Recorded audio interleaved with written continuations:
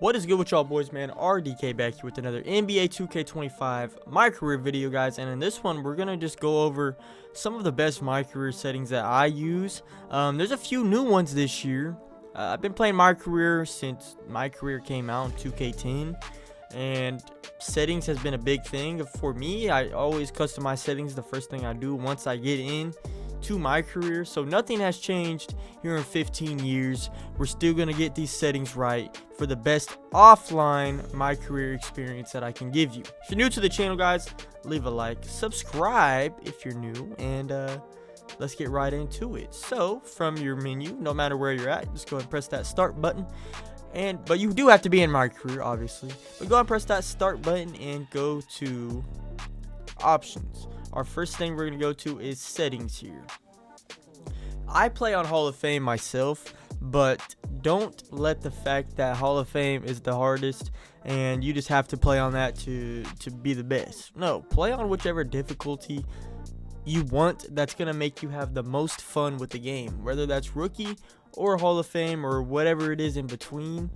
If I play on rookie, semi-pro, pro, all-star, it's usually too easy for me and it just makes me get bored.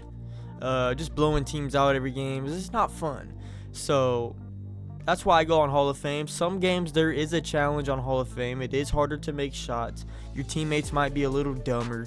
They might not make as many shots as they would on pro or all-star, but the challenge is what makes the game fun for me.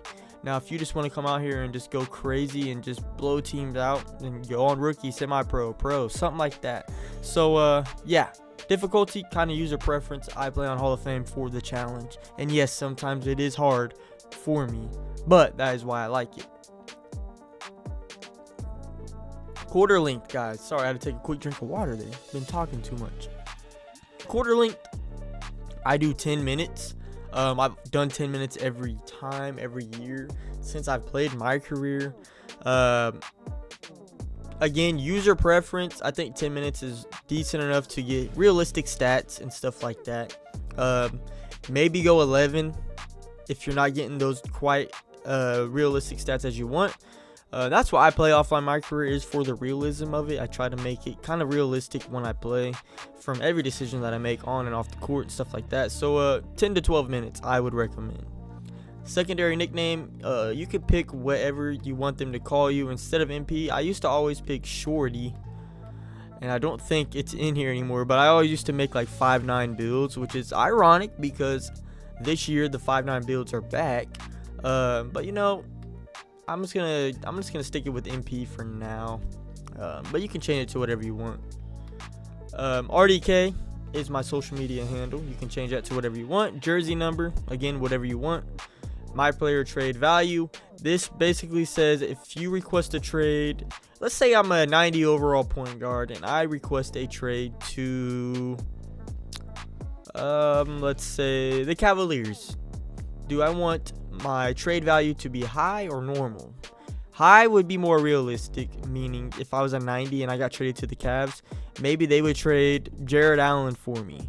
But maybe if I'm wanting to go to the Cavs to play with Jared Allen, then I would just keep it at normal to make sure that they're trading none of their stars and they just trade a bench or a rotation guy for me. So basically, normal, they trade like somebody that's not too important to the team. High, they'll probably trade somebody that you might want to go there and play with. So I keep mine at normal. On court shot clock, last 10 seconds. Again, user preference. Basically, around the free throw area, it'll start a little countdown when the shot clock hits 10 seconds. Or you can have it full 24 seconds, or you can have it off. Camera shake. I'm pretty sure this is just to deal with when you press the triggers when somebody's shooting a free throw. I think if you have it on, it can happen to you while you shoot, but you can do it to your opponents. And if you have it off, I think you can't do it to your opponents and they can't do it to you. Action replays. I have mine on occasionally. If you do often, they're going to put a replay for everything, even if you do a damn layup. So I'm just keeping mine on occasionally. Highlight play camera cuts on, after basket camera cuts. Occasionally, I used to have this on never, but I kind of like some of the camera cuts now that they do. So I'm going to keep that on occasionally. I'm not doing often though. Arena strobe flashes, again, that's just like people taking pictures in the crowd, and the camera flashes. I keep mine on, just kind of cool looking out in the crowd with the lights glimmering and stuff like that. Pick and roll overlay, basically when you call for a pick from somebody, it'll just have a little overlay above their head, who's coming for the pick, and if you want them to roll or fade. 2K Smart Play, again, if you have it on, the AI is just going to call plays for you every time you come down. I keep mine off. I like to call my own plays. Scene subtitles you can have off or on. I keep mine off just in case I want to make a thumbnail out of a scene. That way I don't have words over the screen, stuff like that. Short press and hold. Personal preference. Audio presentation, personal preference.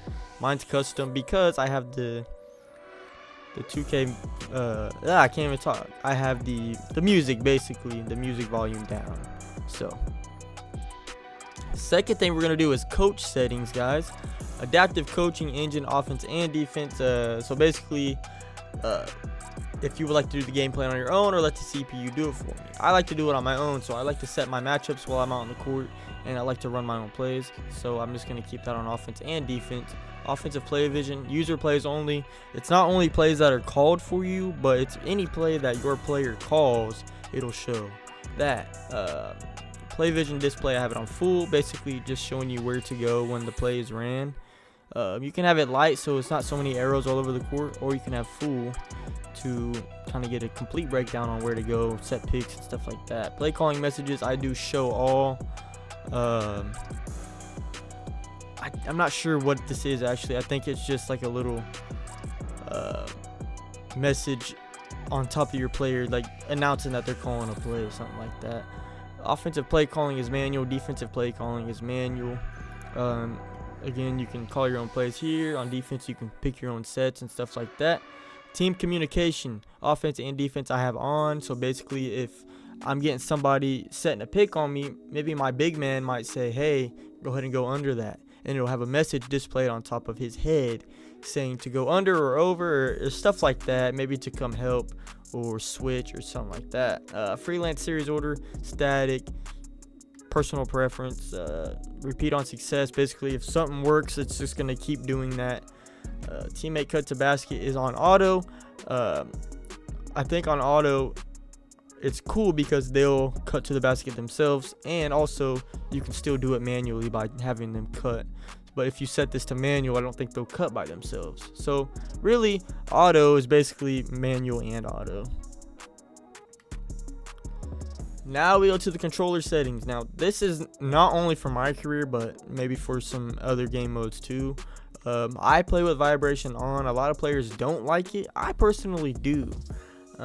Shot timing profile, difficulty based. I'm not sure what I'm gonna do on this actually yet.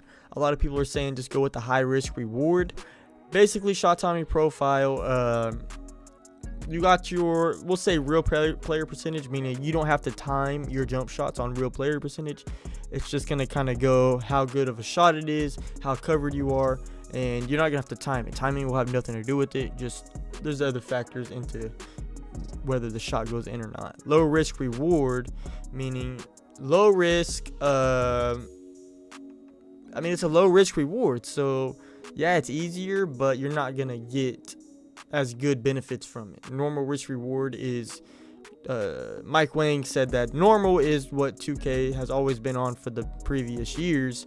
So if you want just the same thing as normal, just go normal risk reward. And then you got high risk reward. Basically, it might be harder to make that green, but once you do, you're gonna reap in the benefits a little bit more. So I'm gonna keep it on difficulty base for now. I might put it to high risk and just kind of see how that works. Layup timing, I've never used layup timing. I really never upgrade my layup ability anyway on MyCareer. But if you want to, I heard timing layups is awesome this year. So just play around with that, see what you like on that. I'm gonna keep it at real player percentage. Free throw timing, I've always done user timing. Shot timing visual cue, I do push, and I haven't really played the game enough yet to figure out what I want to do there, but I'm gonna keep it at push because that's what I was used to last year. Shot meter input type is set to all. Basically If you use the shot button only the shot meter will pop up for that. So if you use the pro stick, shot meter won't pop up. If you use pro stick only, then when you use the pro stick, only the shot meter will pull up for that, and the shot button will not pull up shot meter. So I have it on all. I don't play with shot meter though, so it doesn't really matter to me. Pro stick function default, I'm not sure. I think default's always what I've played on. If anything, I put it on dribble moves, but I think last time I did that, it messed something up, so I just keep it on default. Pro stick orientation, always have both of these on absolute, no matter what, no ifs, ands, or buts. Double team reaction is manual, basically how you react to a double team coming towards you. You have it on auto. They might, like, once the double team starts coming towards your player, they might pick the ball up. But if you have it on manual, maybe you'll dribble out of it a little bit and kind of make your pass. So I always keep that on manual. Help defense button function, I have it on call for help because I'm a small guard. So basically, if I get switched onto, say, Joel Embiid and I'm 6'3", when I hold that LB, that's going to be the help defense button. So you can either have call for help, like, hey, come help me in the post because Joel Embiid's posting me up, or if you have it to double team, then you can double team someone. So even if I was on the perimeter and I'm guarding Steph Curry and they're about to take a 3 to tie the game or something late in the game, I can have it on double team, and then I'll call for the double team for me to get the ball out of Steph's hands. Try that way. But usually the double teams don't work, and your CPU teammates usually leave somebody wide open. So I just usually keep it on call for help. Call for pick and roll versus fade. Manual is what I have it to. Basically, when you call for someone to set you a pick, you can choose for them to roll or fade. So I have it on manual. That way I can choose what I want them to do. Player icons always on. You press the right bumper or R1 and the player icons pop up. Then you can choose who you want to pass it to. Skip pass is enabled. Pro stick pass type is normal. I think you could do flashy if you want, but I know if you double tap B, you do a flashy pass anyway, so I'm just gonna keep it as that. Icon passing, gotta have it default.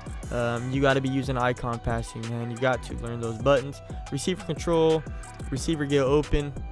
Basically, when you do the bounce pass button and you hold it, then the closest receiver, basically you're telling them what to do. So I'm telling the player that I want to bounce pass it to get open.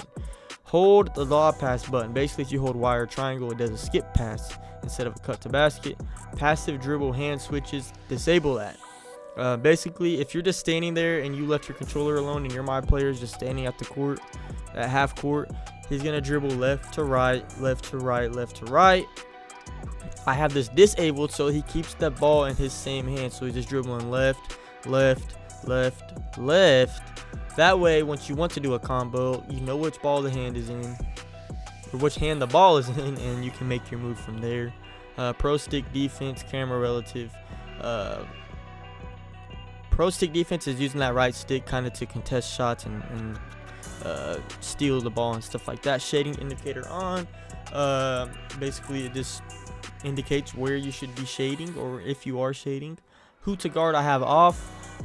Basically, it's a little arrow that is under your player on defense, and it shows them where to go and who to guard and stuff like that. Box out assist strength, I keep it always at 50. Some people turn it up, some people turn it down. Basically, the effectiveness of the AI box out assistance. Hold left trigger to box out. You should be fine without that. Too high. Pass target profile, I always have on direction. If you have it on openness, basically you can press A without holding any direction, and whoever's the most open on your team, that's who it will go to. On the other hand, if you have it on direction, then whichever direction you're flicking that left stick, not even flicking, but holding. So say I was holding my left stick to the right, it's going to pass it to the most right player. And that's what I've always used. It's only when you use the A button to pass. I usually use icons, but sometimes you do use that A button and you just want it to be on direction. And then again, you can have a custom pass target profile, and you can just set up your settings right here if you want to. That is all I got though for this video. Hopefully these settings kind of help you out. If they did, leave a like. I try to get through it as fast as possible, but Sometimes you take a little bit longer. It's all good though. Hopefully it helps you guys out. Leave a like if it does, and subscribe if you're new.